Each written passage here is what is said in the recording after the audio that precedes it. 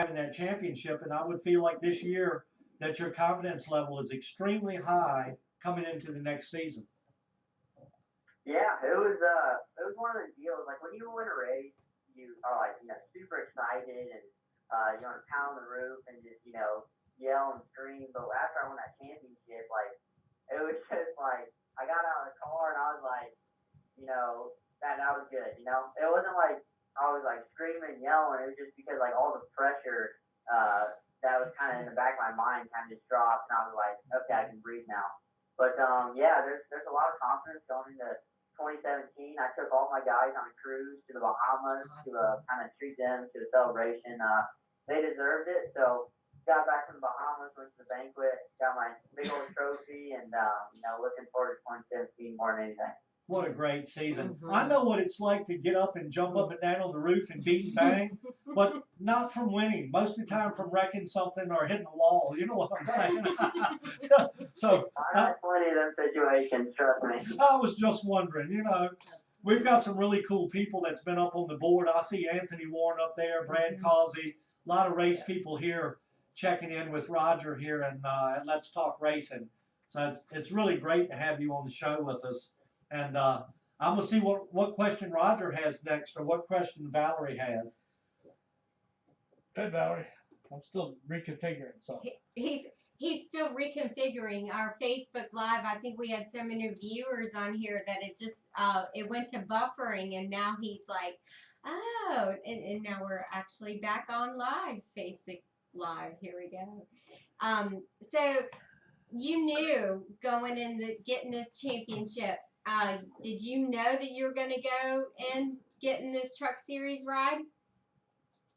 It's kind of one of the deals where it really didn't come together until last minute. I won the championship, and to be honest with you, we had absolutely zero lined up until 2 weeks ago. So, a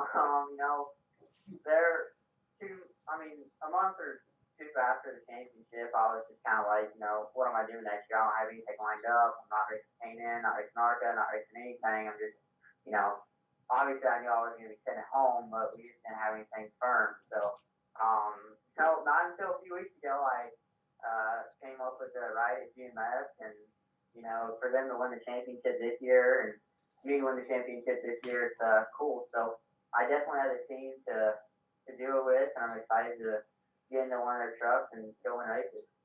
That's great. I imagine that opened a lot of doors for you as well, and I'm sure they were watching. I'm sure a lot of people were watching, and were watching your career as you've come up. Obviously, you've got what it takes, and that's what it takes. That's for sure. That's an amazing accomplishment. Thank you. I appreciate that. Yeah. Yeah, I think winning championships are pretty amazing.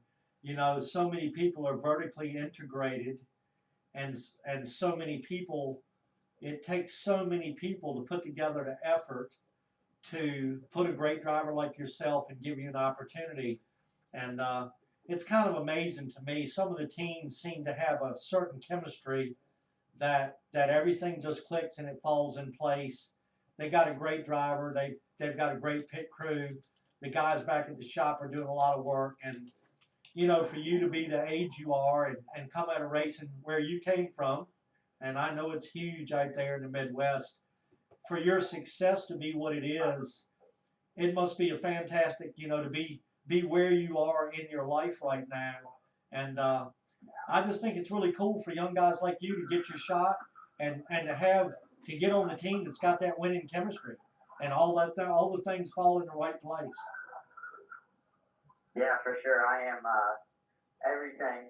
I'm just so blessed and thankful for this opportunity. It's really something that I never thought would happen. Growing up racing, one night I looked at my mom after we had,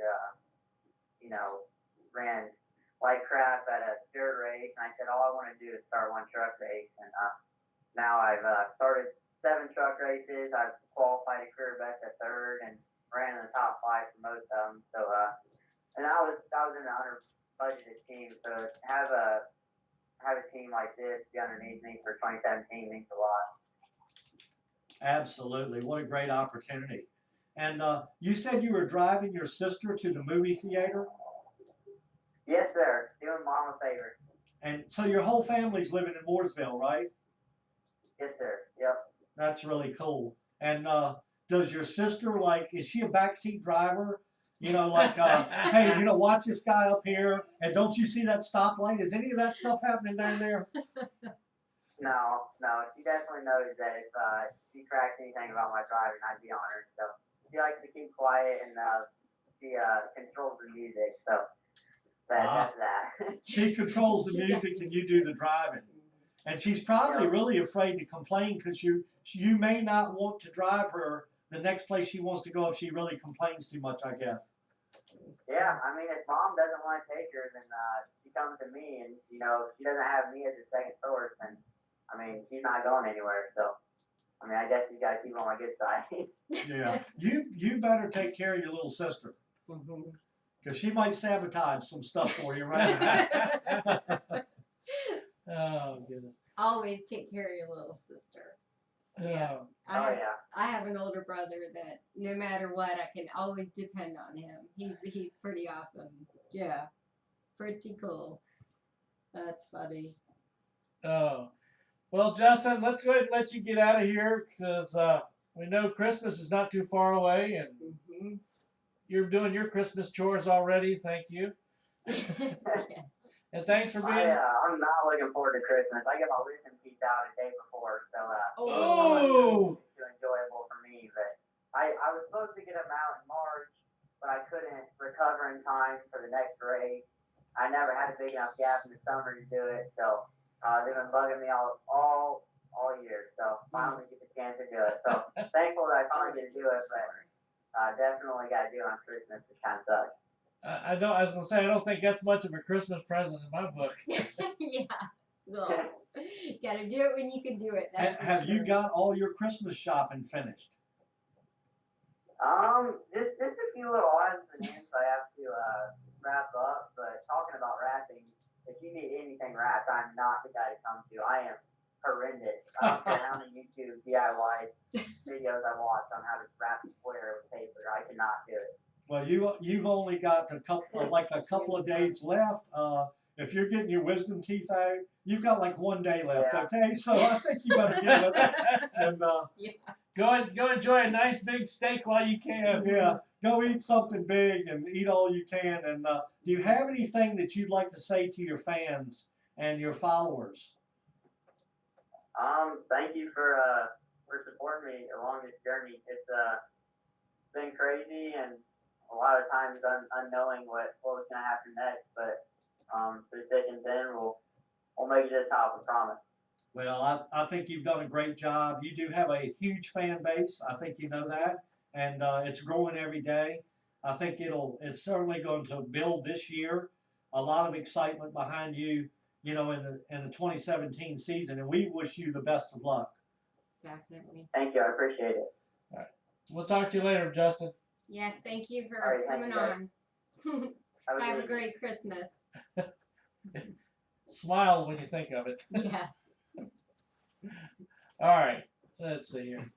A lot of people have been saying hi to you, Bill. I don't know if you've been catching them as they've been popping up. Lots of people. There's a buddy of mine, Joshua Bullock, out there. He is a kart driver. He's up in, I think, in the Midwest area or something like that. But he's always looking for new sponsors. Talking with him a bit. Of course, your buddy Mason Dunn. Let's see, Tracy Ashworth. He's been saying hi to you. Alicia Pata.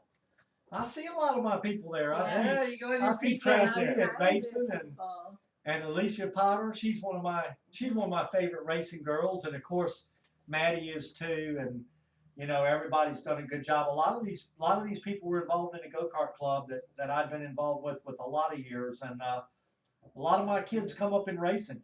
So sometimes I'm not their favorite person or their parents' favorite person at the track.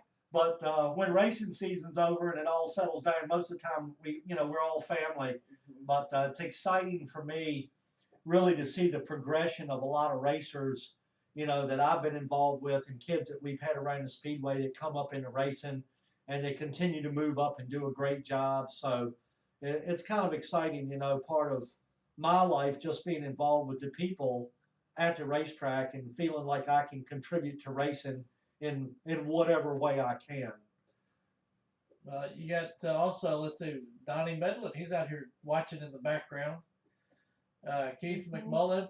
Of course, Valerie, she's sneaking in. Walker said to say hi, Bill. Yeah. Hello, Walt Walker. Got somebody new in here, Lisa McPadden Satterley. Yep. Yep. I kind of know who they are. They're Well, race people. yeah. There's a lot of race people out there.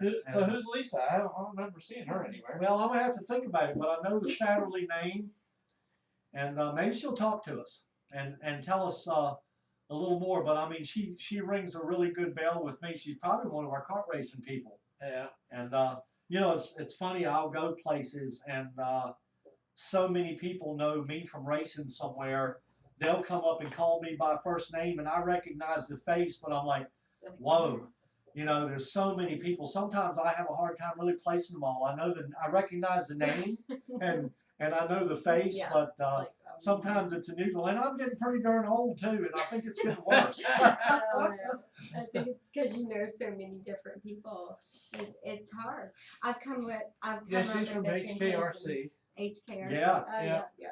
Brad and Mike Waltney both said that Oh, they yeah. may not always like you, but they respect you and you and your efforts. And your efforts, yes. Brad, Mike, well, they say they don't always like me. I know. We love them. I think Brad and I go back a long ways back to kart racing too, you know. But yeah, I like that Brad. He's so cool. And you know, and Mike Waltney, you know, Mike Waltney's done one tremendous job with the Legends and the Bandos. And there's a big field of Legends now, and it's really through Mike. You know, he took that dealership over, and he's done a fantastic job growing that type of racing in Virginia. And I'm really appreciative of what Mike Waltney's done. And I know I may have upset him sometime down the road. I'm not. I would like to send a blanket apology out to everybody I've upset over racing in the past. But Mike Waltney, you've done one heck of a job, and I hope we're together soon again racing. He said, "Thank you, Bill." Yeah. Yeah. You got to thank you from Mike at least. Yeah. Yeah. Yeah. Well, I got to thank you from all of them. You know, I mean. Yeah, I mean, you've been around for a while. You've been out there racing yourself. I mean, hey, so, give yourself a little bio. Yeah, I was just What the gonna heck? say, Come how on, did kick it out you there. get started in all this? We got a lot of these people here yeah, watching I mean, that do know you, and most then we've got people some do, that, right. that may know us that don't know you.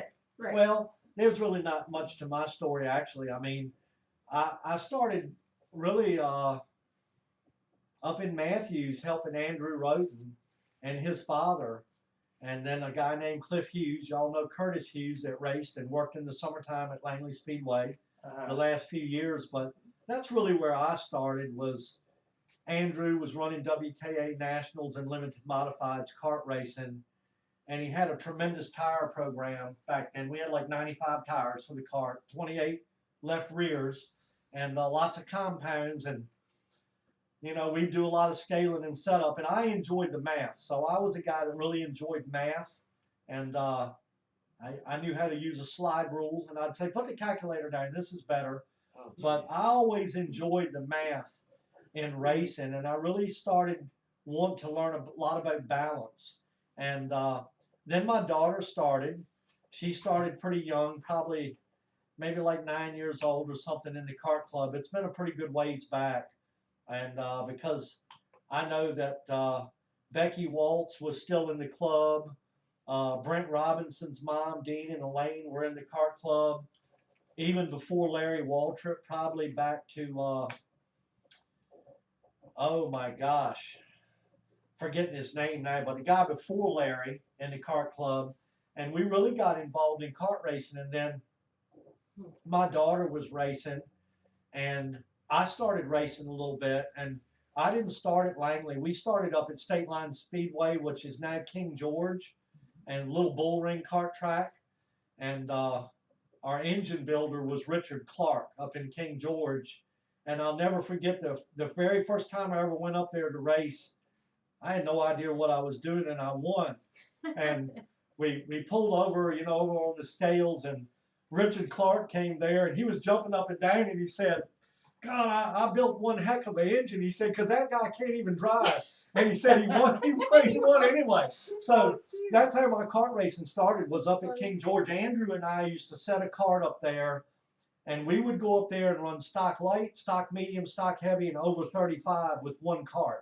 And we would do the conversion for the setup in the shop and have notes saying when Andrew got out and I got in, we'd take off one lead here, move a washer in the front, move 2 pounds of air or something. And we went up there and won a lot of kart races. And then I started running at HRKC, and somehow I became the vice president of the kart club with Larry.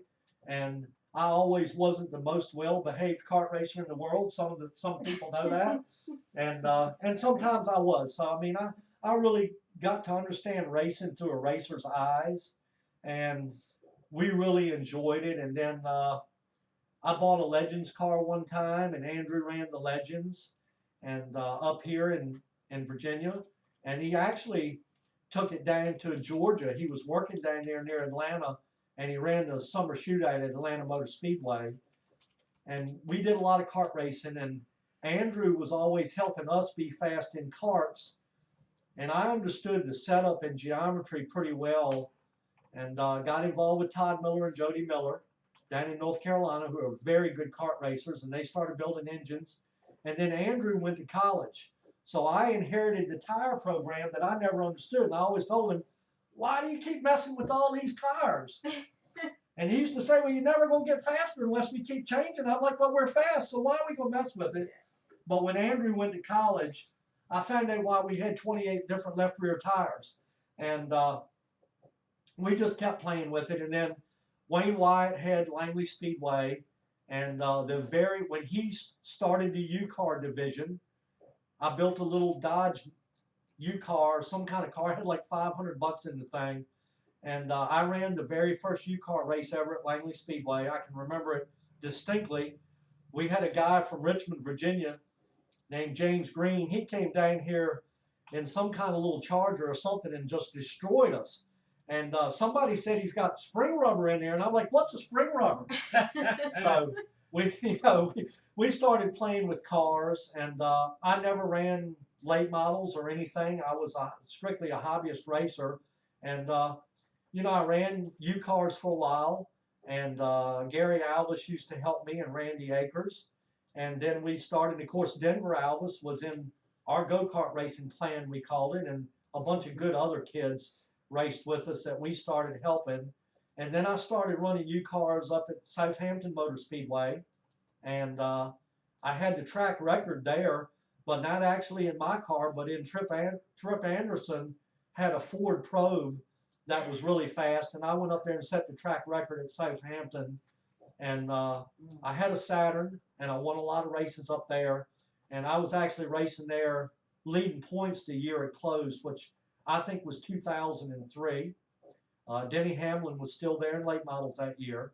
So it was pretty cool to go up there to Southampton. And then we messed around a little bit at Southside Speedway.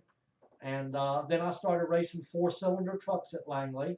And I wasn't the best. Now and then, if something happened to Charlie Barkley and John Hollis or somebody, maybe I'd get lucky and get a win now and then. And but I really got to love really the people in racing. And I really got liking the people in the pits, because they really are kind of people. I mean, that's what makes racing happen. It's not really all about late models. It's about kids in go-karts, 4-cylinder people, truck people. And then I bought a Pro 6 car, and they were racing up at Southside in Richmond. The first race I ever ran up there, I did pretty good, and I had no idea what I was doing.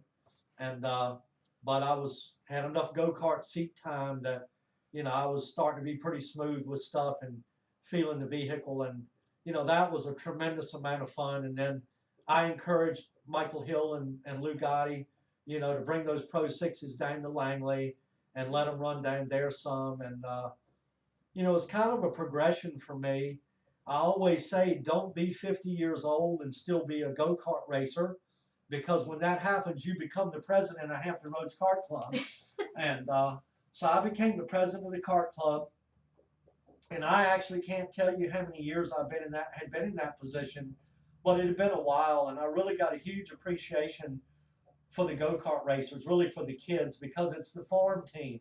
And that's something, somebody made a comment about something on Facebook the other day in the future of racing. And really, I think that it's up to the parents and people like us. We need to teach our children about racing. You know, we need to preserve the sport, and we need to teach the children about racing.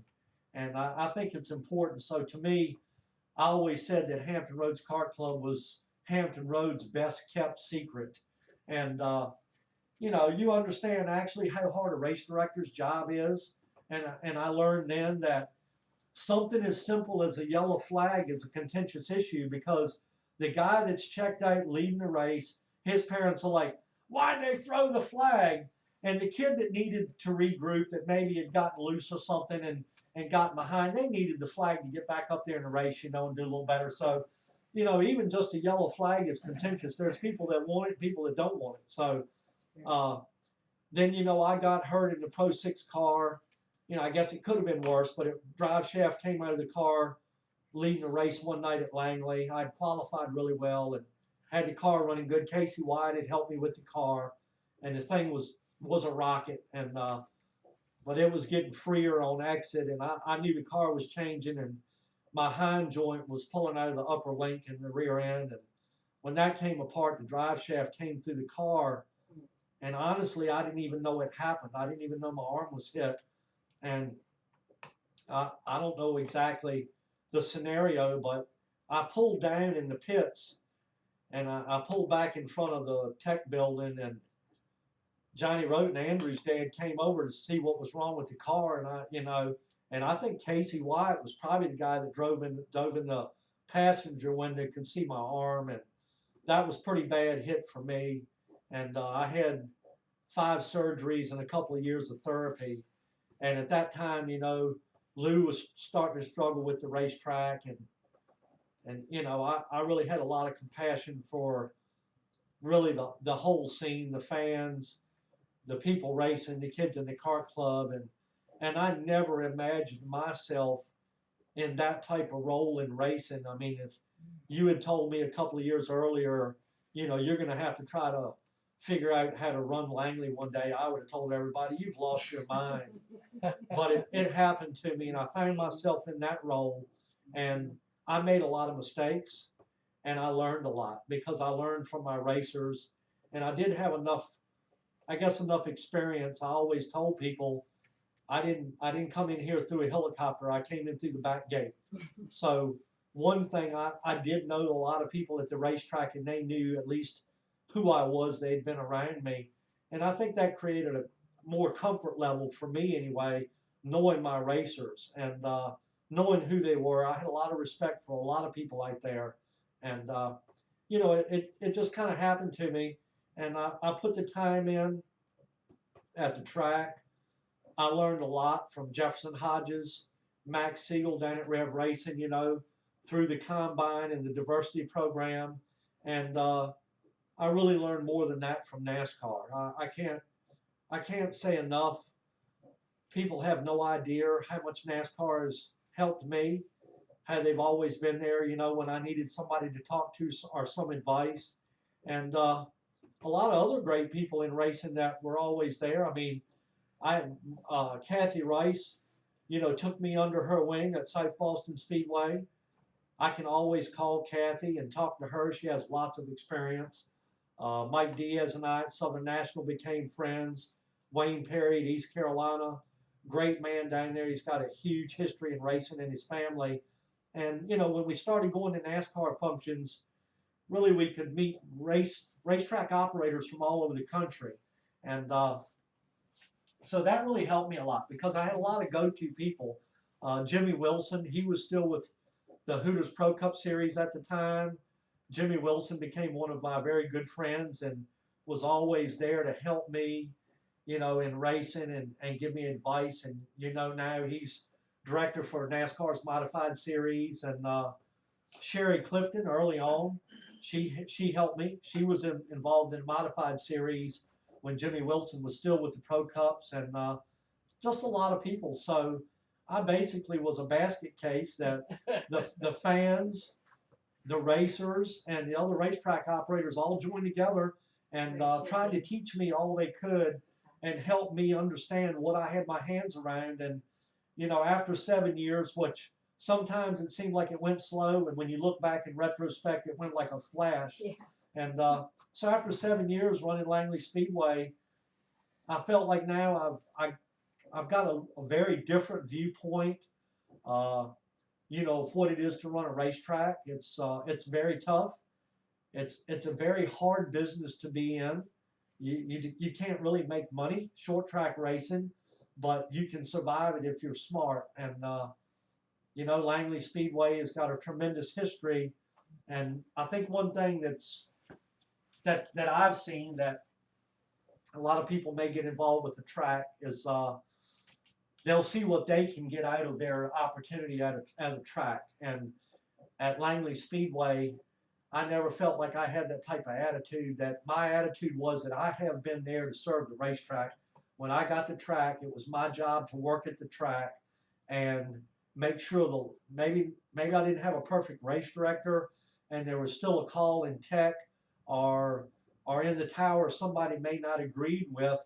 But my job there was to have the grass cut, to make sure I had bathrooms, that we had electricity and lights. So and my bills with the city were paid, and I paid the taxes and did all the administrative things. So my job changed pretty rapid, understanding racing and saying, all this is great. People get upset. They get happy and sad every time we go racing.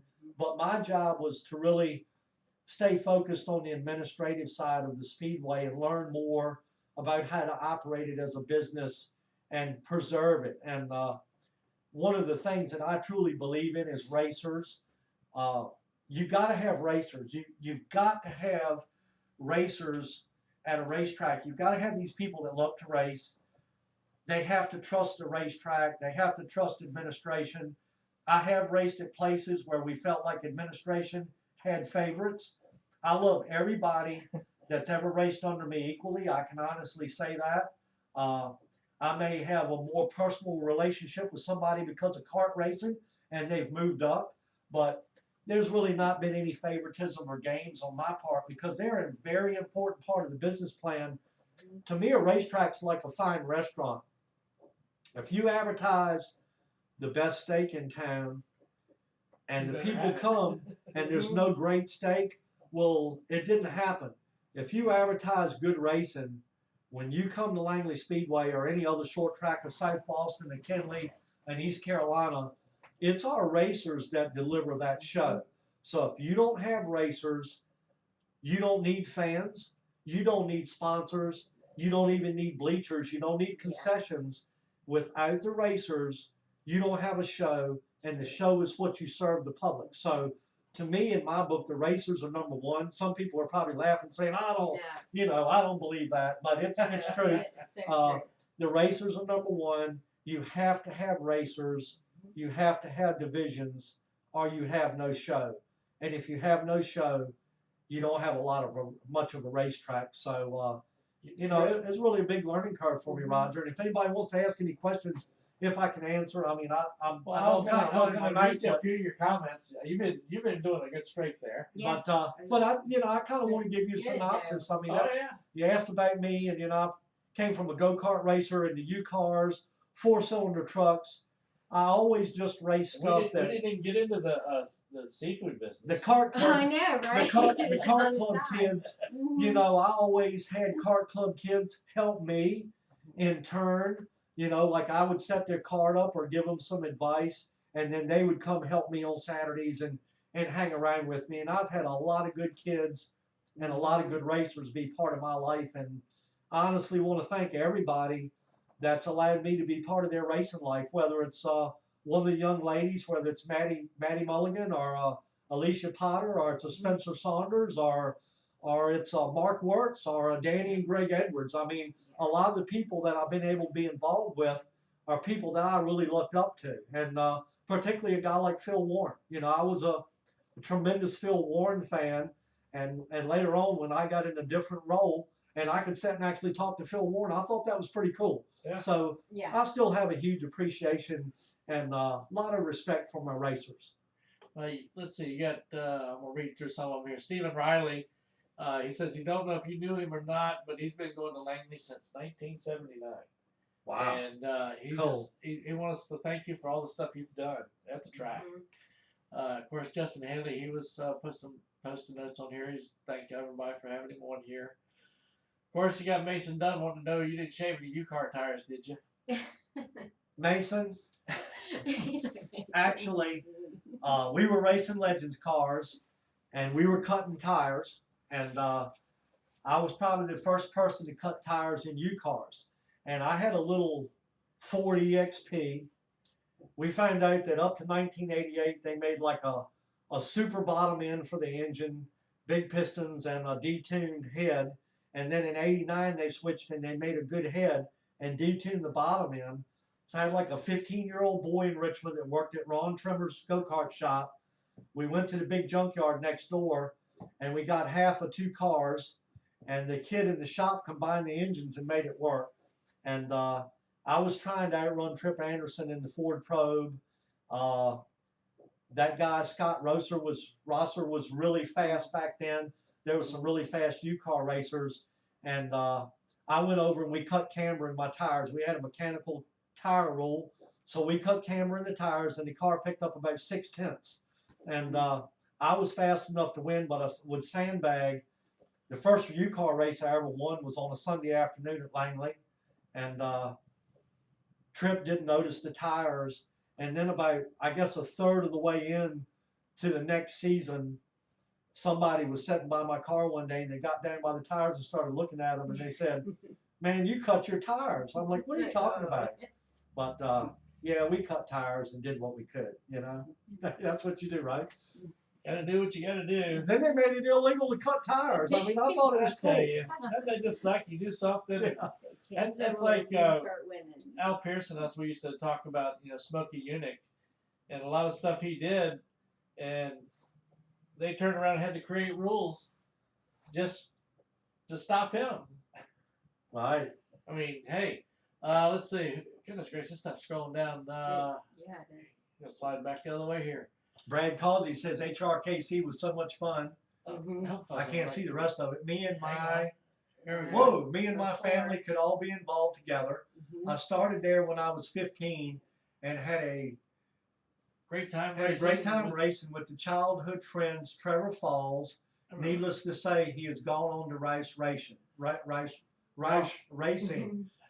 Man, that's cool. Yeah. You know, they did a lot of racing, and I'd like to see Brad get back in racing. I know he wants to do some dirt track stuff. Maybe it'll happen. You got Mike Allen. He says you're the best. You got so much passion for the sport, the drivers, the fans, and in general the people.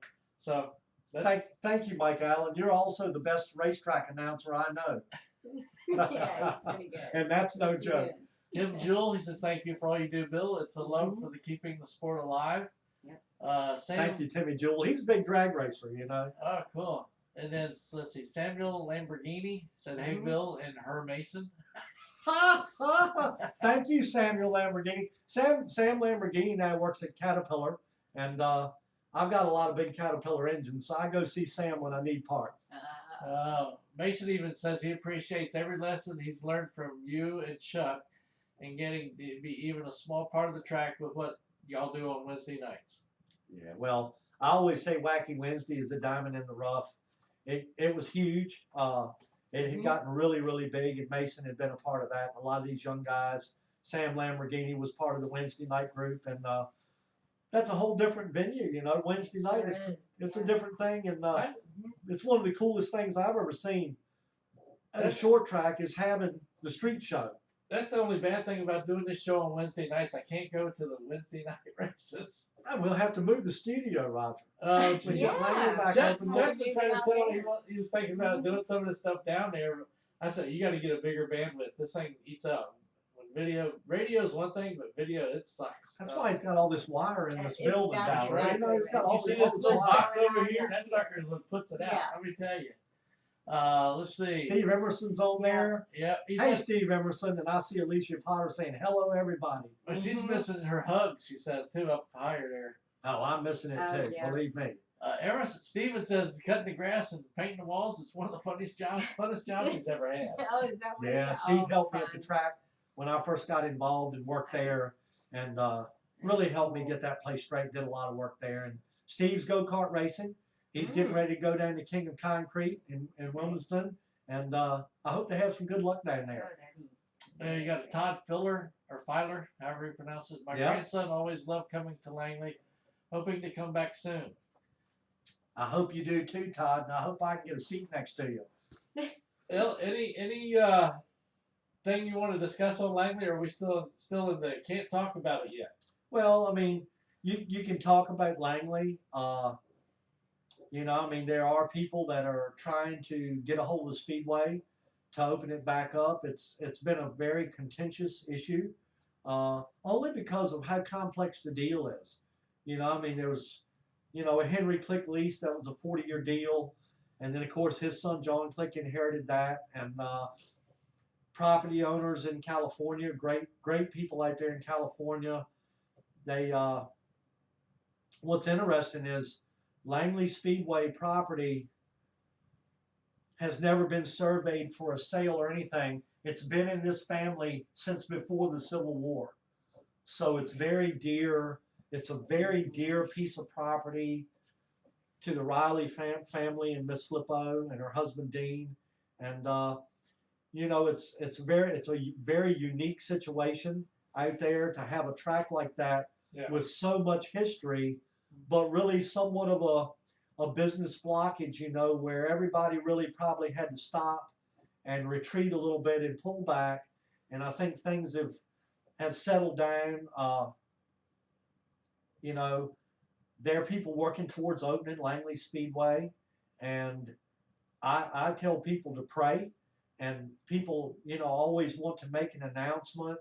And you know, I know that Speed 51, I think a week or two ago, was really trying to get down to NASCAR in Daytona and talk about these to be announced race dates. You know, there's a TBA on Modified Tour, and I guess they speculated that could be Langley, but it also could be a lot of other tracks like Bowman Gray that was famous for it. Yeah. How about Caraway? You know, I know Myrtle Beach has got a race, and the other one in the south is at Bristol and Charlotte. So whatever other racetrack gets that TBA race, it's going to be a big deal. I think it's going to be a huge deal for some short track.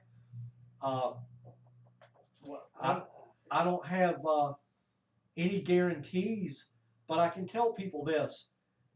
Everything that's talked is at this point truly is speculative, because there is no deal until people sit down somewhere one day and there's an agreement signed, and we don't know the flavor of the agreement or what it'll look like or be like, but there'll be no public announcement from me unless something happens that I'm involved with it and it's a fact.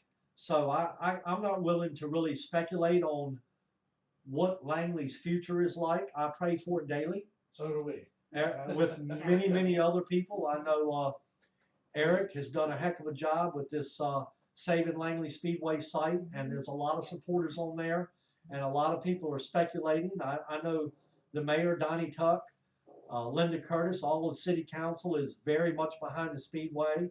You know, the mayor said on I think some kind of chat he's on the other day that he thought the Speedway would open, and I, like many people, appreciate the mayor's positive thought process. Yeah. But there again, you know, what the mayor says or Speed 51, all of it's strictly business speculation. There's not a deal until there's a deal, and it's not a deal until it's signed in ink. There you go. And people walk out of the room. And hopefully that day will come, and it'll come. I'm hoping that day can happen, and it can happen soon enough that people can plan to race at Langley in 2017 if we're all lucky enough.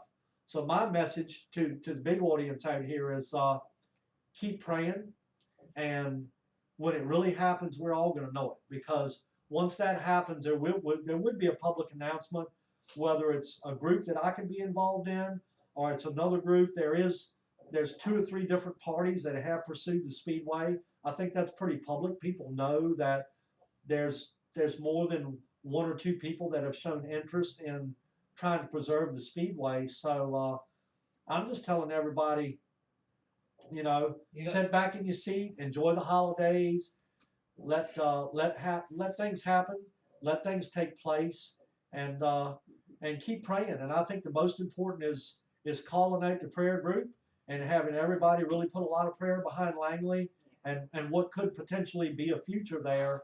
And it's one of my personal goals to save the Speedway. It has been since the first day that I went into an administrative role out there, thinking, how could anybody ever be smart enough to create permanency here and really overcome some of the things that made Langley an extremely hard business, from the administrative side. Now, there is one thing you should have everybody do. That's send their Santa letters in, telling Santa they want Bill Mullis to have Langley Speedway. Santa. Yeah, And if you notice, I'm over here.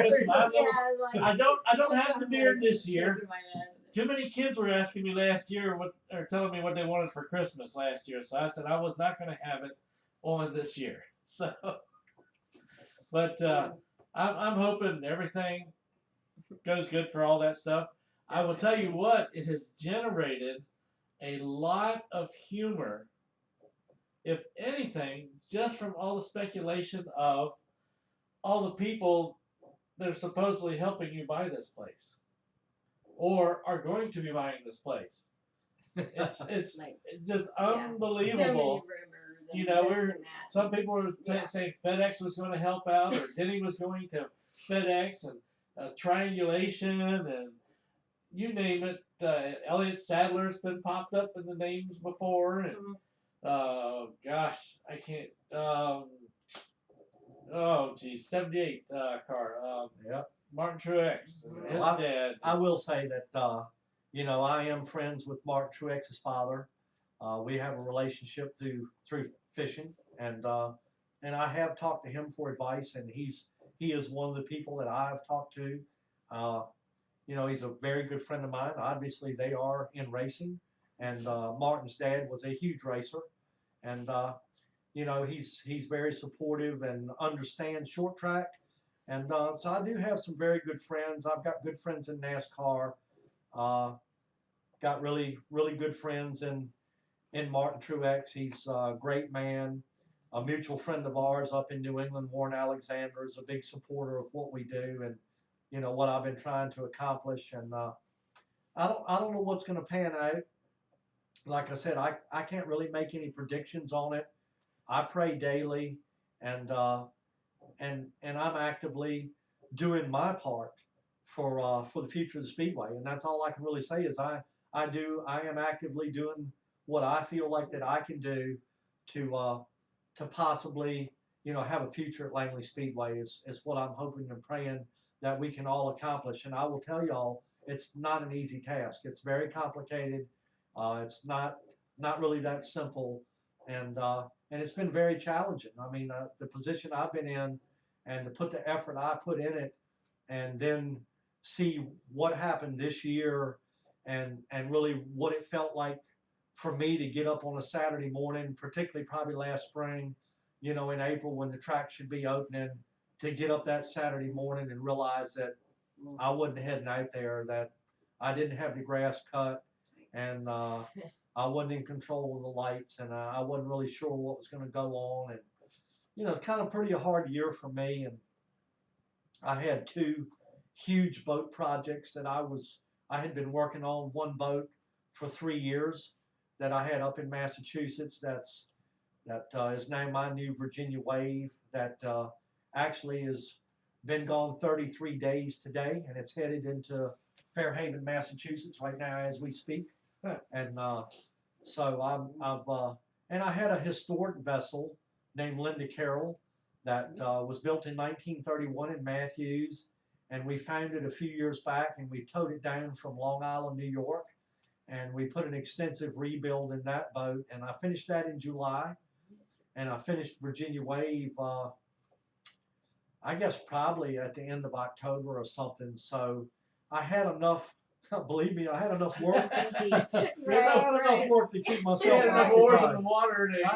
I had a lot of work to do, but it really didn't take away the discomfort, or maybe I'll say the queasy feeling that I would get a lot of Saturdays or Saturday nights when I got home and sat down and just shake my head and think, my gosh, I can't believe this is a reality that we're not racing. So it's been a tough year for me, to be honest with you. I do. I mean, there is life outside of racing, but that doesn't mean that it's the the kind of life that I really enjoy. I love being at the racetrack, and I always, even running the administrative side and working at Langley, and I feel like I didn't work there for myself. I don't need a racetrack, but a lot of people do. There's a lot of racers that need a racetrack. There's a city in Hampton, Virginia that needs a track. There's a lot of fans that need a racetrack, and they're the people that I'm really there for. I'm honestly not self-serving. I was there to serve the racetrack, and that's what I did. And if I'm in a lucky position, maybe I'll be back in that role again someday, and I'll be able to go sit in the stands on Saturday night. And if it happens, and I'm sitting in the stands, I want people to come to me and introduce themselves. I love meeting fans. You can sit at the front gate and you see the same people. And then I have seen some of our people at South Boston. I've seen Langley people at Dominion, Langley people at East Carolina, Langley people at Southern National, lots of Langley people in Martinsville. And so, I mean, they exist, and I love the fans. And, I always really respect Wayne. Wayne Wyatt did so much there, really, to bring the track into what I consider something that's worthy of investing in the future. And a lot of touring divisions that came there said it was the nicest track that they visited, and I was very proud of that. But it was really nothing I did. It was hard work that other people did, that I just inherited their work and somewhat the roles. So I really look at the history of Langley and the facility. I think the biggest asset there is the fantastic bleachers and skyboxes and things. And I didn't put any of that stuff in place. Basically it was a lot of people, a lot of racers that gave it the history, and a lot of people that worked there and put money in it. And I was able to walk in after all that work was complete and take over something that was a phenomenal historic facility. So it was pretty well, it's kind of like having a turnkey boat. Everything was already in place. I had seen it operate from inside and outside the wall. So it was, but the administrative side is hard. It's a harder job than people think it is. Yeah, you're in a very limited group of somebody that's been inside the track as well as being on the outside the track, so to speak. Yes. And I will tell you this, as we've talked to a lot of people on this show over the years, and I have yet to hear anybody that has ever said that they didn't like Langley. Everybody I've talked to, they've always loved Langley. They think it's a great place to race. Great people behind it. Of course, you can take a bow for that. Take a pat on the back. Valerie, pat him on the back. Yeah. There you go. Definitely. Everybody deserves an attaboy now and then, There right? you go. Definitely. But they've always enjoyed it. They love the racing there because the racing is always phenomenal. No matter what. It is very competitive, and just like anybody that we've ever talked to, if you do good at Langley, you're going to do good at almost any place you go outside of Langley. Absolutely. I mean, in U cars, when I left Langley, I could run right up front at Southampton, and it wasn't hard. I mean, Langley's very hard to get around from in the stands. It looks like there's a lot of room on the track. Get in the car, there's no room on the track, and you're like, oh my gosh, there's the wall, and there's the guy inside. And here we are. And how am I going to get past anybody around here? So, I think it's extremely exciting racing. I know the dynamics of racing, I think, is changing. I honestly think I don't think that NASCAR. A lot of people are criticizing NASCAR, and maybe they're saying they're losing fans and TV viewership, but actually our society is changing, and I think that's why it's so important for us race people to promote racing in our own community, in our neighborhood, invite our friends out, and particularly teach our children about racing because that's the future of it.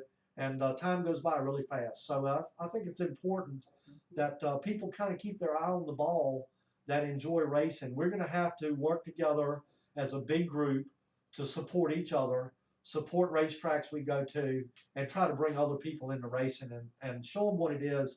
And I think anybody that's enjoys cars, I say if you like cars at all, if you enjoy driving, and even if you get road rage or you receive it, Oh, yeah. you need to come to Take the it out racetrack track. because Yeah. something is going to happen.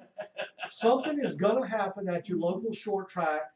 Every time you go racing, something is going to happen, and it's only a matter of when. So you just don't know when it's going to happen, but something is going to happen. And I think that's what's exciting about short track racing. It's close to your home. It doesn't cost a lot of money. You can bring family and friends out there, and you can sit there, and you can pay a few dollars and hang out, and something is going to happen. It does every time. Oh yeah. And Oh, believe yeah. me, It's never a quiet Never- night at Langley yeah. Speedway It's on the not- track. it's not scripted. No, it's not scripted. I remember the first time I ever met Reverend Potter. Oh, I was okay. U-car racing, and I got turned into the backstretch wall, and I was so mad. I was going to get out and be bad. And I stayed in the car behind the wrecker because I was going to jump out and run and go attack somebody or something. But the wrecker brought the car over and put it on the ground, and Reverend Potter was standing right there, and he had his bottle of water. I've told this before, and he says to me, "Okay, I see you may be upset by the condition of your car." He says, "Here's your bottle of water," and he says, "You're going to sit right here." And so I got out of the car and he points to the ground. He said, "You're going to sit right here and at least a minimum of 15 minutes, and you're going to promise me you will not go anywhere, and I'll be back to check on you in a little while." So that's how I met Reverend Potter. I was mad, and he came over and gave me a cup of water and told me, "You're not going anywhere." That's why he's got that bottle of water, that whole cooler full over here. Yeah, a whole For cooler the full of bad water. nights. Yeah, for the bad nights and the good nights, because he's Yeah. always there in victory lane and giving somebody that just want to race Oh yeah. a bottle of cold water. And Reverend Potter, I mean, he's one of the special people at the racetrack that's been involved so many years. And a lot of people, I mean, even Janie, that people don't even know who she is, but guess what? She cleans the place up every Sunday. And it's amazing how much stuff can be there on a Sunday, especially if you had like a Hampton Heat race like the last one that happened there. So it takes literally pickup trucks to just get the trash from under the bleachers. So there's so many people involved in the place. There's been a lot of people that have come and gone from there. Darcel, Yes. just not too long ago. John McMasters, John Danny Edwards Sr. Senior, yeah. It's been a really hard year. I drove by Butch's shop the other day and, I looked over and I was really busy, but I thought, man, you really need to turn around and go back and see Butch. And I haven't done it, but I want to call him and see if I can go eat lunch with him or something because, I'm really thinking about our Langley families that's lost people this year, and it's the holidays, and I know how hard it's going to be. And it's really bad. So, I mean, but I just want to remind all those families, Butch, the Edwards family, John McMaster's family, that you've got a big family out here. You've got a big support family, and call any of us, and we're there for you because we understand. Yeah, I mean, there's even more than that. There's lots more people. Yes. We both know. Was it Buck's grandmother? Yes. She's been around forever. Granny Fox. Oh God, I remember her back when the Enduros, when we were putting 110 cars on that track, the old style Enduros. Well, Was phenomenal.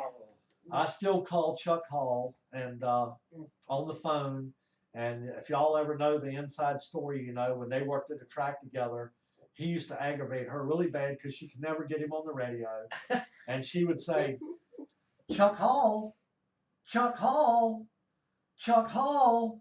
Then she'd say, answer the damn radio, Chuck Hall. So a lot of times if I call Chuck on the telephone, that's how when he picks up, that's what he hears. And you know, of course, Buck Roos is her grandson, and her daughter is a scorer at Virginia Motor Speedway.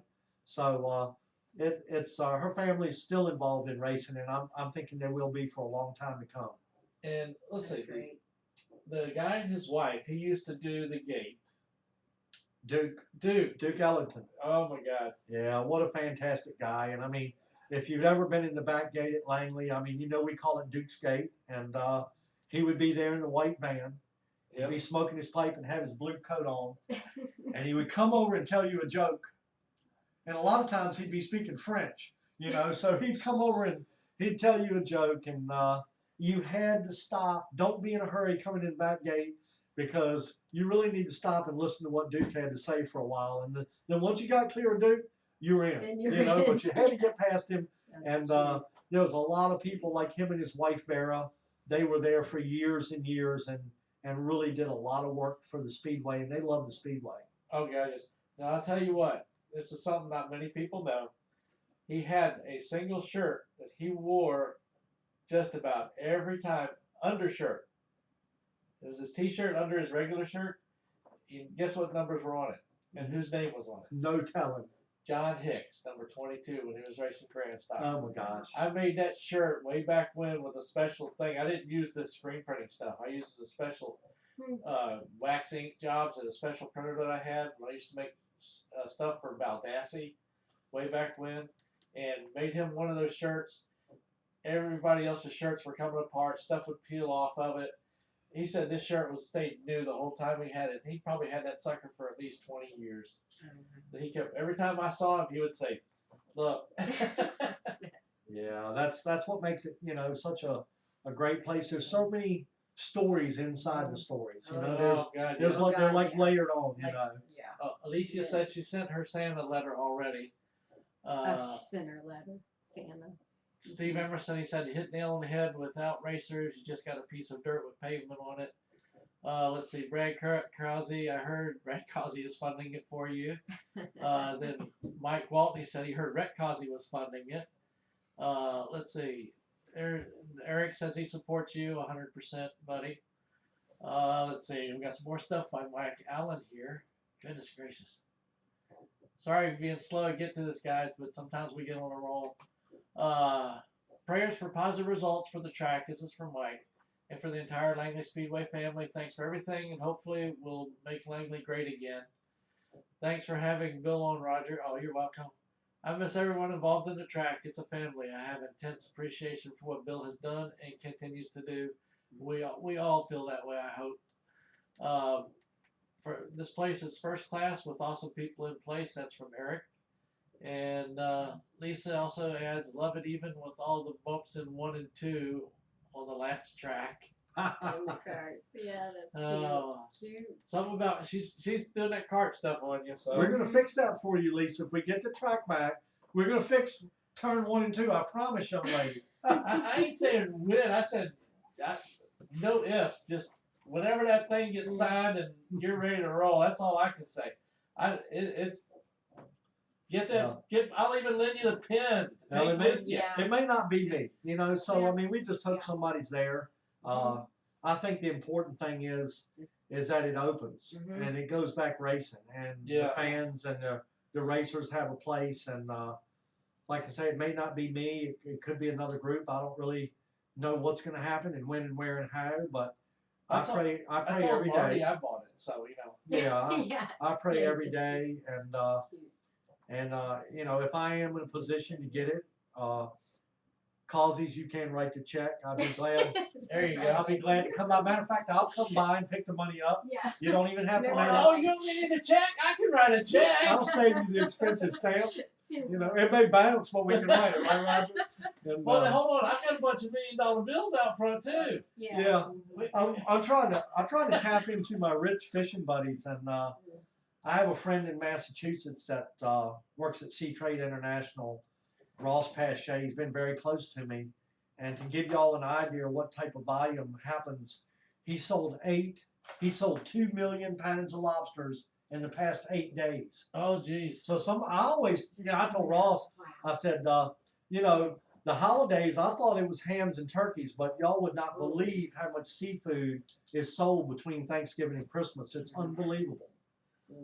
I know a couple of people hit me up for was it the fish? No, was it 7 fishes or whatever it is? Yes. Feast of Fishes or Yes. And so because they knew I had frozen fish and seafood in my freezer. Yeah. Well, that's what Steve Pearce is doing. He had it on Facebook this afternoon. Oh yeah. Yeah. Oh gosh. Yeah. I still got had some cod and some shrimp, lobster tails. Hopefully they didn't hit the lobster tails. Hopefully there's a few more lobster tails up there.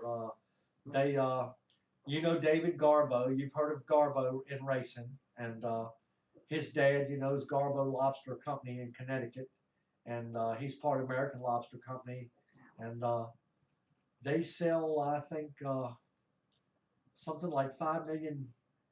What is it? It's a phenomenal number. I think they sell 5 million pounds a year of lobsters. So I always trade lobster tails. I have good lobster tails at B&C Seafood. They're $8 a piece, and they're fantastic. And I can show you how to cook them. I cut the shell, and we'll cook them. And when you get the lobster tail, you shuck it out of the shell, and you put the whole piece of meat on your plate, and warm up some nice butter to dip it in, and that's one heck of a feast, I'll tell you. You were around when Fast Brothers Fish House was here, right? Oh yes. I started in that place when I was 17 years old, and before I hit 18, I was already the head cook at night and night manager in the kitchen. I had cooked lobster tails all the time, Bill. Never tasted one till somebody tipped me $5 for how good it tasted. And you know how much those lobster tails were selling for back here? $4.99 for 2 of them. Right. And they sent me a $5 tip. I said, I might want to taste one of these suckers. Mike Waltney's up there. He says, don't forget Dale Lemons. Right. Yeah, You he's better also believe that, Mike Waltney. I mean, if you ever watched a lot of Legends racing at Langley Speedway, you had to be a Dale fan. And Yes. Dale was actually, I didn't know him that well, and we were racing U cars, and he was racing Legends, and I had the opportunity one day to sit on the wall with him, and I can remember it like it was yesterday, right there in the turn 2 wall, turn 1 where the red gate is. We were sitting right to the right of that, probably at some downtime there in the afternoon. And he looked at me and he said, you know what, Bill? He said, I want this place. He said, I'd really like to have this racetrack. And if I get it, I'm going to hold revivals out here. So Dale Lemons, a lot of people didn't know that, but Dale Lemons wanted to have a track. And he wanted to hold revivals out there. He said, look at a great place for a revival. He said, you get 2 or 3 great preachers. You get your choir down here. And you let all the people get in the stands, and we'll have a revival. So I can always remember Dale saying that. But what a competitor!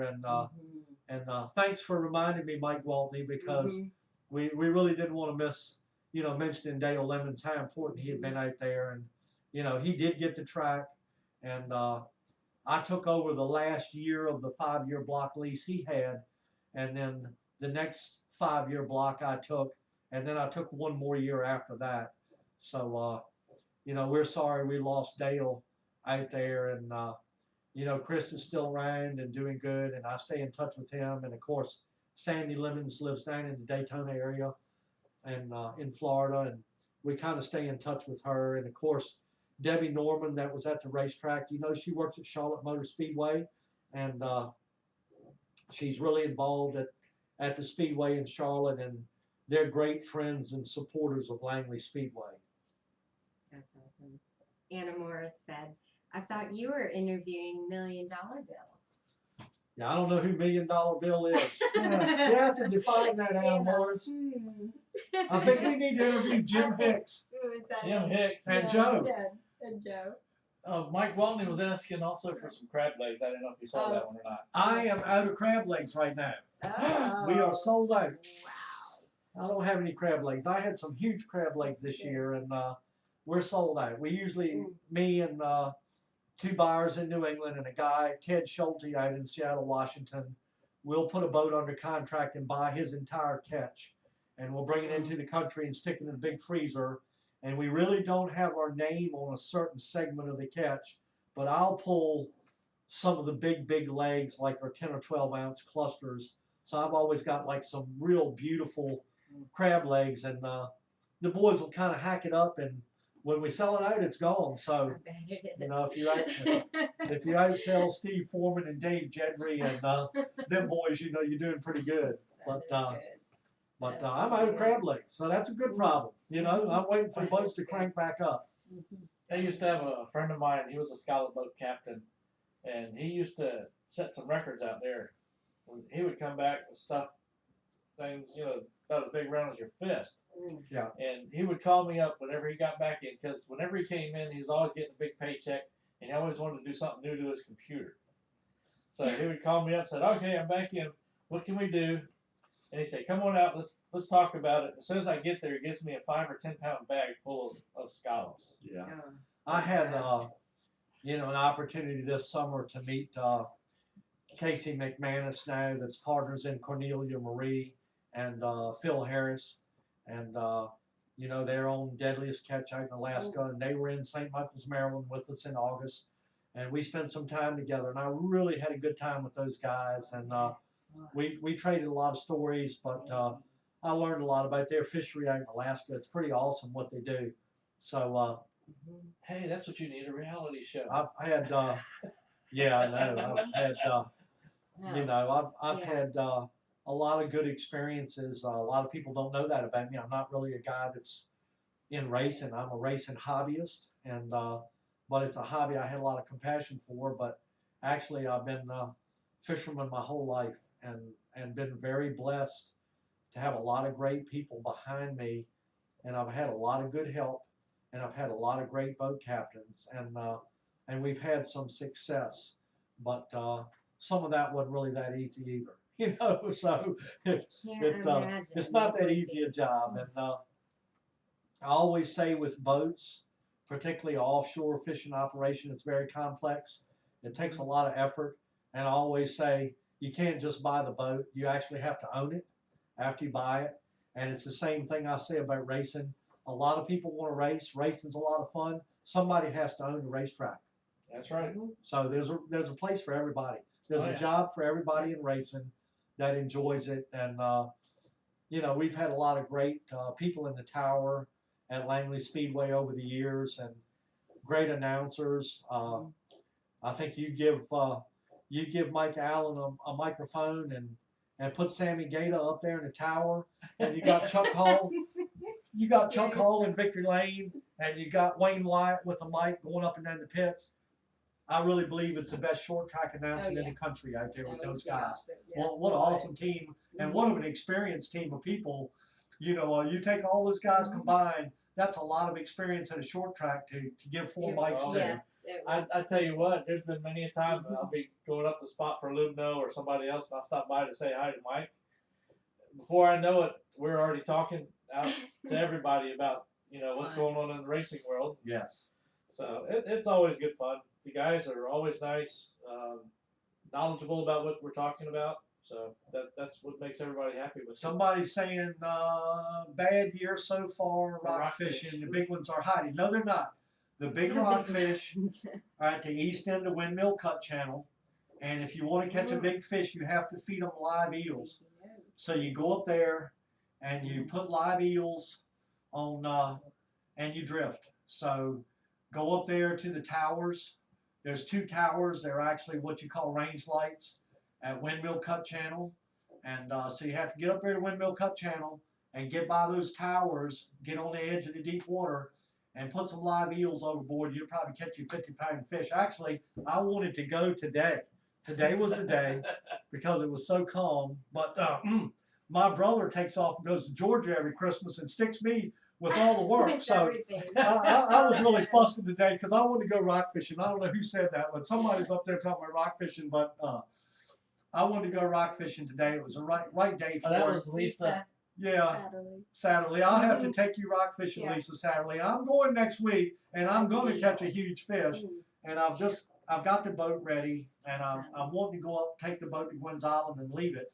So when the right weather comes, I can just jump on it and shoot across there. Okay. But there's some big rockfish up the bay. You just got to go up there and get them. Okay, I miss fishing sometimes. That's a fishing report, everybody. There you go. There is big rockfish. They do exist. Straight you from got- fisherman's mouth. You got to go. You have to go get them. They have tails and they move around, and that's why fishermen have boats, because we chase them. So There you go. That's what funny. what happens is, but you have to get live eels. You're gonna have to feed one of these fish a live eel if you want to see him. There you go. By the way, Alicia said that you need to set up a date to go to the Speedway Club in Newport News to go race some karts. Alicia, actually, I'm glad you mentioned that. The Speedway Club is great. I've been over there. I was in there before they opened. I'm good friends with the owner. He's from Russia. He's very interesting individual. Chuck Hall and I had him on our little radio show that we've had on Tuesdays on the Outlaw, and we're going to go up there. Alicia, I'm planning on in January getting the Hampton Roads Kart Club together. I'm going to have a board meeting in the Speedway Club room up there, and I'm going to try to get a bunch of people to come up there in January, and we can start hanging around and socializing and doing some kart racing. And what I thought was cool is how good the karts are with an electric motor. And they have a ton of, they're electric, they're Saudi karts, they're very sophisticated. Those karts actually cost about $17,000 a piece. And and they're really awesome karts. And when I went up there, Nick Smith had been in there and posted some kind of fast time. And you can actually set these kart engines remotely from 1 to 5. And I tried to tell the guy, I'm like, look, I know Nick's kart was probably on a 5. You've got my engine on a 3. Could I really have like the other 2 so I could try to run a good time? Because Nick Smith was pretty darn fast up there in one of those electric karts. But if anybody hadn't been to the Speedway Club, go up there and check it out. It's a really good course up there.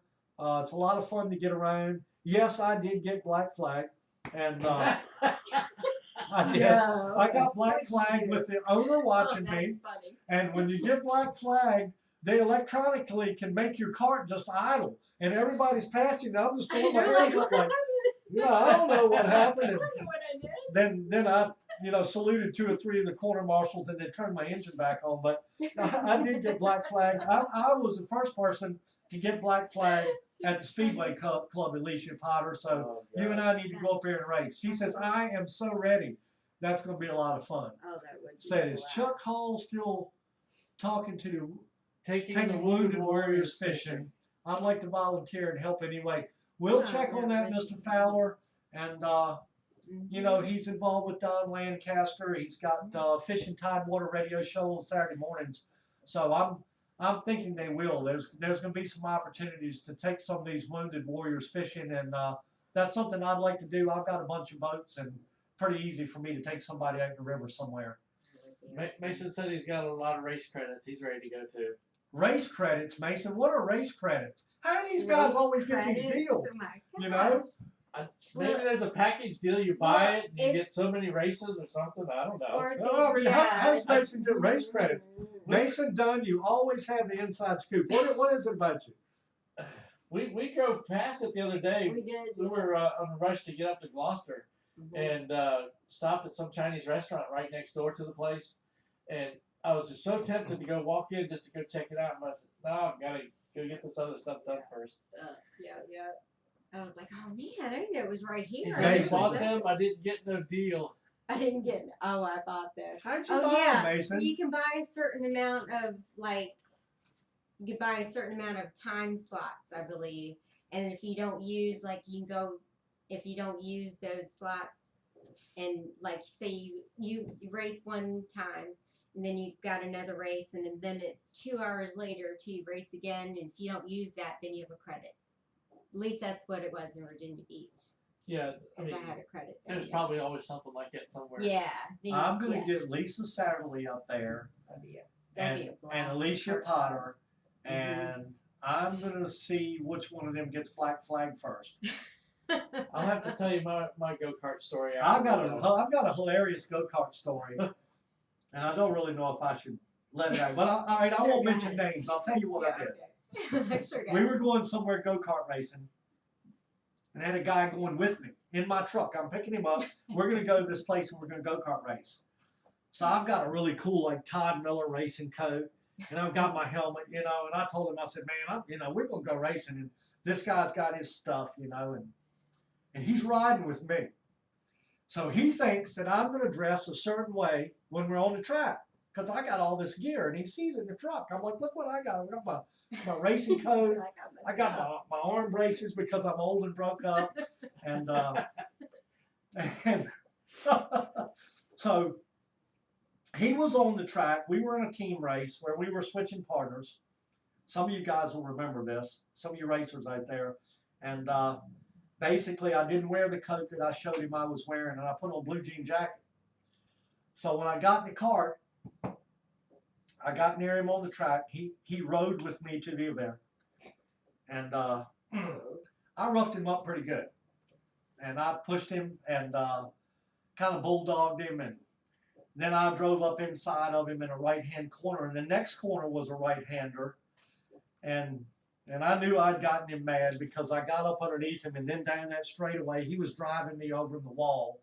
So the next right-hand corner that opened up, when we got off the wall, I drove him straight to where it was too late for him to turn, and I took the last possible right-hand turn off of him. So I didn't say a word, and I kind of dumped him and roughed him up, and he was really mad. And we got back in the truck that night. I didn't say much, and then we got 15, 20 minutes down the road. I said, how did racing go for you? Well, he said, the racing went pretty good except for some blankety blank that kept pushing me and beat me in the back end. And he said, then he plowed up underneath me when we went in the right-hander, and then I tried to run him into the wall, and he took me way off the corner, and he took the right and left me hanging out there. And I told him, man, can you believe somebody would trash drive you like that? And I took him home and dropped him off, and he was really upset about how the guy raced him that night. And to this day, I've never told him it was me. I had a really good time, Roger. I can do some crazy stuff. But I had a really good time that night. I took the guy with me. I trash drove the dickens out of him. And then all the way back home, once I pumped it, he complained about how bad this blankety blank drove him on the kart track. So that was probably the most fun I had for a while. With Bill racing at the Oh, track. But what I had done is actually I had gotten CE Falk to take me to that place in advance and practice me and tune me up and teach me how to get around there. So I had cheated, you know. I went to CE far in advance of the race, and I said, dude, I want you to come, me and you go drive this place and see if you can't help me get around there a little better. And but I still was nowhere near as fast as a lot of the boys that were running there. Yeah. You know, I mean, Spencer Saunders and some of these kids were just driving by me like I wasn't even a go-kart, and I was just waving, staying out of the way. Remember when we were doing the charity stuff over for the Children's Hospital King's Daughter at the Virginia Beach one? Vaughn Critton and Bill, we still have to do our match race in Arena. When is Arena coming to Hampton, Vaughn? February 18th? Yeah, 19th? somewhere around there it's coming in. Vaughn Critton, we have that match race scheduled now, okay? You don't know that, Vaughn, but I've got an Arena car, and me and you gonna have our match race. Where are you gonna get your Arena car, Vaughn? What's Mason done? Spencer has a 50 to 70 pound advantage over everyone. I know he does, Mason. He weighs 80 pounds. Isn't that aggravating to try to run against him in somewhere? Anyway, what I was getting back to, when the last charity race they had out there for CHKD, you remember Terry? Yes. She came out and never saw that track, went out there, and we took and did this like 2 days before to go practice the track. She ran out there, and within 3 minutes set fastest time for the month. Wow. That's great. So when we got out there and we started racing, we were 10 laps ahead of pretty much the whole field. Our cart died, and they didn't have a spare. Oh my gosh. That's a charity. And so, and we did have a light team. I had Steve Durbin. I don't know if you remember him when he was running the Grand Stocks. He's a little skinny shit. Who else? the boys up from Old Dominion Speedway, back Helen's boys. Guy that won the championship up there, he was a little skinny, and one of his brothers or cousins or something, they came, Ryan Palin's, they all came down. So we had a good old time. Okay, now Chris Williams. Oh, Chris man, Williams, Rick. Bill, we need to have an old man race. Chris, we need to have a old man race, and then we need to have a really old man race. I used to be over 35. Now it's like is there an over 65 class? I think that's my buddy Chris Williams from Richmond. He's got a lot of racing championships. How many kart championships did you win, Chris? 27. It's some amazing amount. And his dad Lee Williams was well known WKA tech man and a tremendous kart racer. And I didn't know you were listening, Chris Williams, but happy holidays to you, brother. And matter of fact, I'd like to really, wish everybody out there happy holidays, happy New Year. I hope you all have a good holidays with your family. And I realize this is Roger's got me on the show right here right before Christmas, and what a great time to be here with Roger Brehm. And I want to thank Roger for everything he does, and thank his co-host Valerie Wilson for having me. And it's exciting just to be around my race family and see all these names popping up on here. And Tommy Sweeney, now that's one of my favorite guys. You can still compete with us in the cars. I hope that means me, Tommy Sweeney, because I'd love to. And Chris Williams, same to you, buddy. Hope to see you next year. Chris Williams, I do hope I see you next year. And I want to thank you for all you've done, Chris Williams, you and your dad in kart racing. And I just can't say enough about all you guys, Tommy Sweeney and Randy Akers, all the good racers out there, all the people that have been supportive. And I never thought there was anything more exciting than a Tommy Sweeney, Ricky Derrick, the car that Gordon Weeks helps with. Oh gosh, It's his name. It's right on the tip of my tongue. Come on, Sweeney. help us out. Help us out, Tommy Sweeney.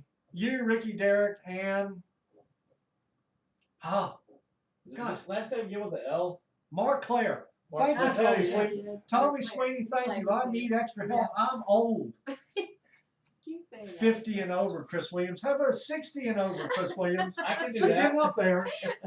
60 and over for me and Roger Brehm. Harry Leach, Bill, Chris says she can write that over 65 class into the rule book.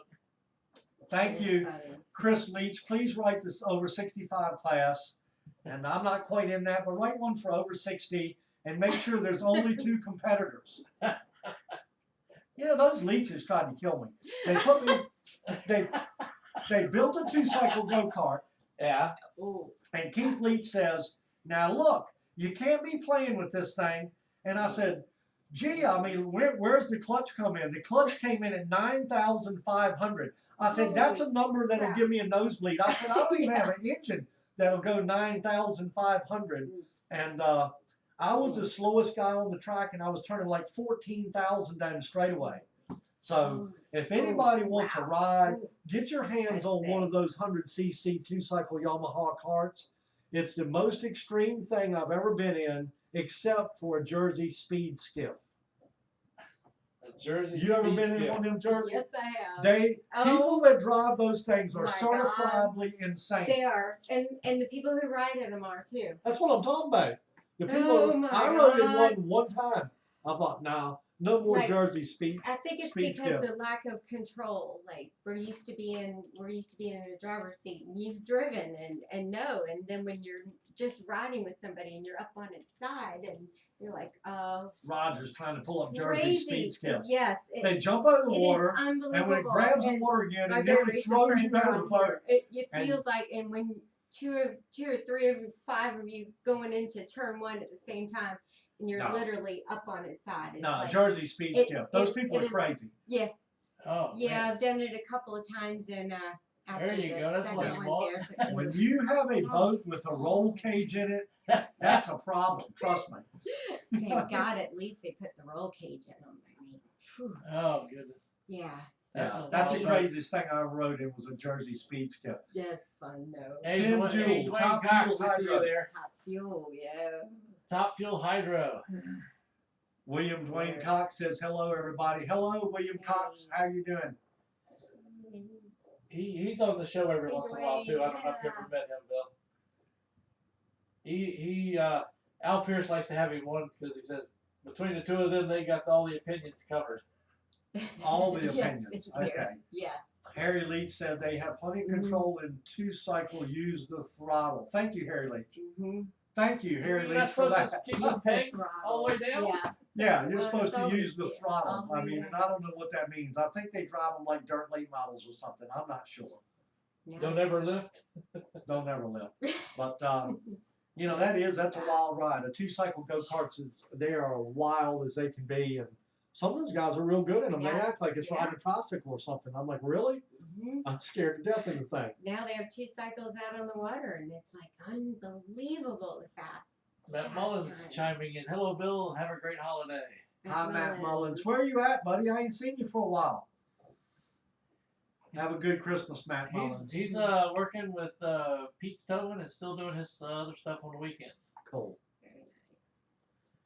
In That's fact, he awesome. comes by and does my yard a couple of times.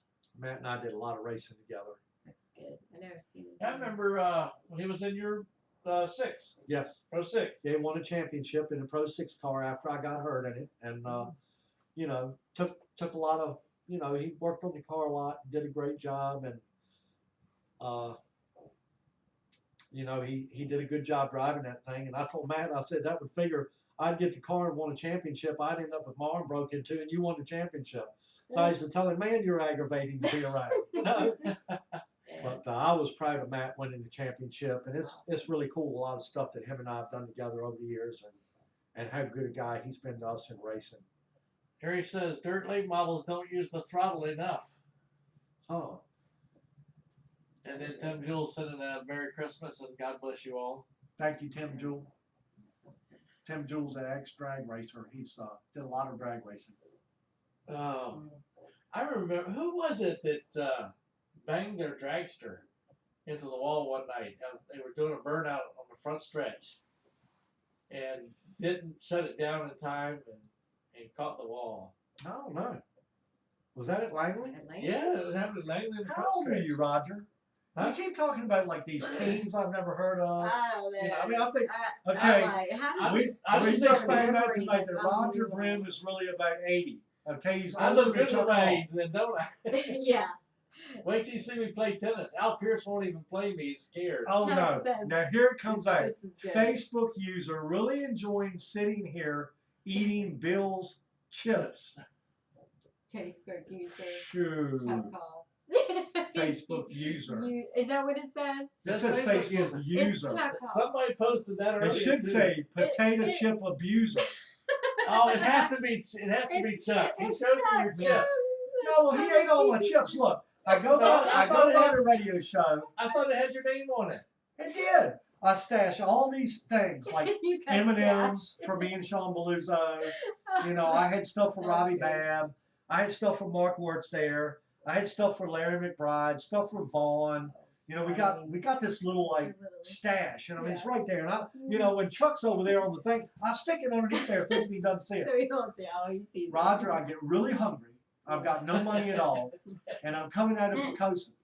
And I think, well, I'll run by the Speedway. I got that little stash there.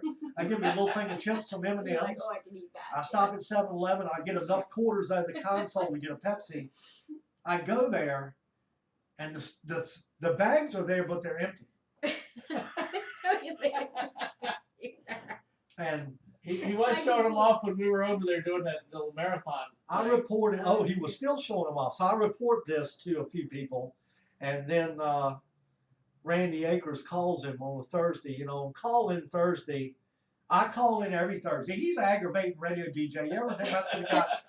I call in every Thursday. And I tell him, I want you to play Linda Ronstadt Blue Bayou. Okay? So he tells me, like, the third Thursday is like, God, you want to hear that again? I said, man, it's you told me, you're telling the public to call in with your favorite song. I said, what do you want me to do? Switch songs? Pick a new song? So, I mean, this guy tells you to call in with your favorite song. What song you want to hear? But then after the second week, he asks you what's wrong with you. Is that the only song you know? So I'm like, no, it's my favorite song. What do I got to do? So what do you want me to do? Pick a new song for a favorite? Okay, now I'm getting back up here. Uh-oh. People else also saw this. The guy was from a school in Virginia Beach. It was a top alcohol from there, and Larry had the drag bite there that night also. Tim Jewell said Larry had the drag bite there. Who was it, Tim Jewell? Did somebody have a dragster there or something? Yeah, I remember now when Larry had the drag bike. Larry's had the drag bike out there several times, but somebody else had a drag stir. And he A lit real her up, but small one though. the front stretch really didn't flat, and she got kind of wild on him. And then he started really trying to do the burnouts behind the wall Yeah. where it's flat. Oh, like And in the back. we actually talked to Larry just a few weeks ago about that. And he won the championship again. Again, yeah. Again, it's unbelievable. Yeah, we were That's talking right, with right? him probably about Yeah. three, 4 weeks ago. He's the fastest guy I know. Yeah. And he belongs in the certifiably insane Yep. club with the Larry Jersey. McBride, right? Yes, Yeah, with, yeah. with the Jersey speed skiff people, Larry McBride, and you two cycle racers, especially you leeches. Yeah. You know, y'all all certifiably insane. They are. But They when really Faith and I had one of the skyboxes one night, and we had some friends up there. We had a big old pizza party, and in comes Larry McBride. Faith is over here looking at me and said, "Who in the hell does he think he is?" He's a hoot. Matt Mullen said he couldn't make turn one, and he bent the headers. Oh. Timmy Jewell says he doesn't remember what dragster it was. Chuck says Pro Stock Drafters. Chuck who?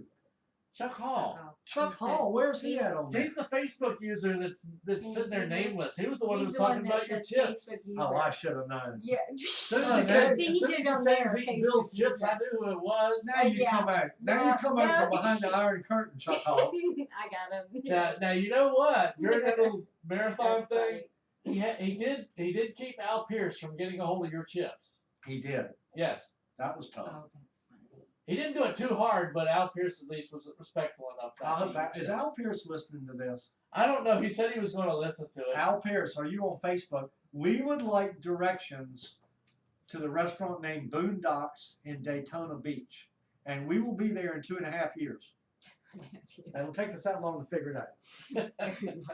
That's the inside joke, because that really happened. He invited us there, and it took Chuck and I like a year to find it. Oh, we had one night we were going to meet down here at one of the Fertitas because Al had found out about the place and he liked it, and he invited me and Marty to come, and he was going to pay for the meal and everything. He forgot to tell me that he wasn't coming. Oops. I never picked on Al Pearce until I got around Chuck Hall, and he taught me about the relationship. I'll just leave it at that. That's funny. You mean he hasn't hit you about the In-N-Out burger stuff yet? Oh, he loves an In-N-Out burger. We don't have unlimited data, and I've been watching over an hour. If y'all can take donations to my Verizon bill, that would be great. Merry Christmas. Hope everyone to see you this spring. Lisa McPadden Satterley, send me your Verizon bill, sweetheart. We don't want you to go off there. No, definitely not. Find a hot spot She's so somewhere. cute. Yeah. Go to McDonald's. Oh, that's so cool. Go to my McDonald's. They got free Wi-Fi. She's probably like, never. Oh It's goodness, really goodness not gracious! funny. Look at the time. Roger Brehm's going to pay Valerie and I for this. We've gone into Mhm. overtime, Yeah. and our charge is a Coke and a bowl of greens. Well, I do better than that. Yeah. We still haven't hit our biggest, longest one yet. We had a 3-hour one that Mhm. lasted, and Kyle Petty on that night. Oh yeah. Then we did yeah. one at the NASCAR Sports Grill when it was still open. That'd be fun. Oh my God, that was a hilarious night. We had Dan Brody from the Xfinity, or back then it was Nationwide. He would come up from Carolina to come visit me, and we had the show there. And this guy was drunk on his butt. came up behind while he was talking live and told him that he looked like a queer. And just everybody just stopped. The guy's friends came over and snagged him, jerked him from behind him. Then later, after we were done, he came over and then he was apologizing his butt off. He didn't realize what all was going on. And we told him, well, it's too late. You're out there on the internet now, buddy. And everybody knows who it is. Sorry about that. Now my buddy Keith McMullen is watching. He's one of the crazy, certified, really insane people that races the Jersey Speed Skiffs. Keith McMullen. Yeah. Your Jersey Speed Skiff guy. He also races the 1 liter modified too, but yeah, he started out in Jersey Speed Skiff racing. Yeah. Harry says he doesn't remember ending on time on any of the times he's been on the show either. Oh yeah. No. You do gotta remember when Al Pearce is here on the show. Oh yeah, he's like, all right, we're done. At 8:01. I'm hungry. Yeah. And he's looking at his watch at 8:01, unless he has somebody that he is really getting into talking to. And I know several people that we can put on here, and he will keep going as long as they're going. We just had Russ Thompson on here last week, who's the statistical guy for NBC. For just about almost all the different racing stuff they do, whether it's NASCAR, whether it's Formula One, Indy, and drag racing. Very, very cool. Let's see, Margaret Leach. Bill and Kendra, Merry Christmas and a Happy New Year from the Leach family. Thank you, Margaret Leach.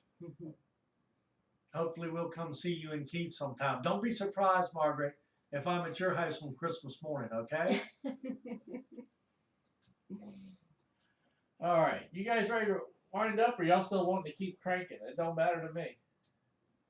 I think it's about that time. Yeah, she's going to call it off. Roger, I think she's actually going to throw you and I out of here soon.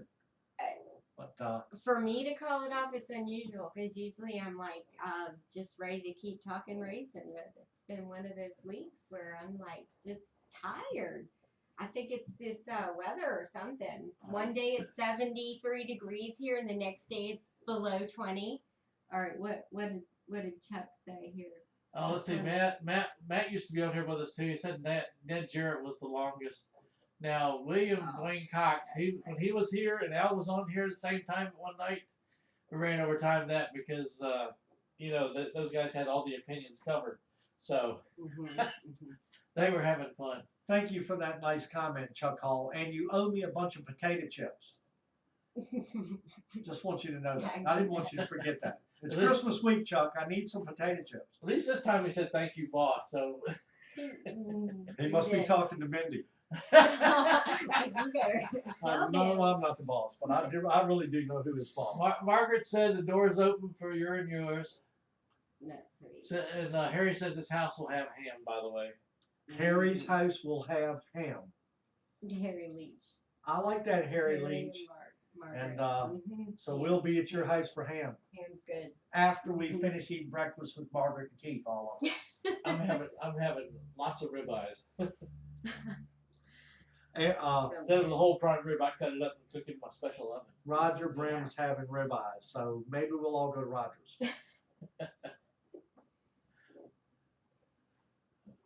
And let's see, William's thanking for the comments. We always have fun with them too.